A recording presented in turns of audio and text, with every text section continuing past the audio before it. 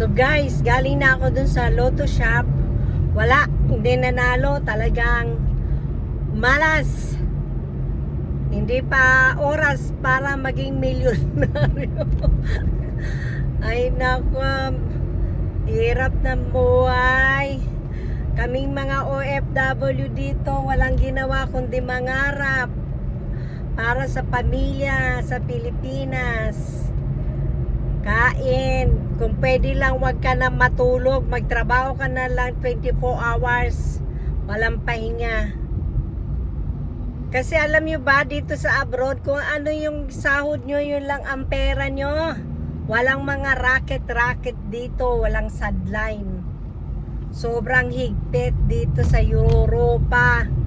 Hindi kagaya dyan sa Pilipinas. Pagtinda ka ng barbecue sa harapan ng bahay mo, buhay ka na, may pera ka. Dito, bawal yan. So, yeah. Work ng work tayo ngayon. So guys, that's all for today. Updated ko lang, grabe ang init dito sa bansang Pilipinas. Bye guys!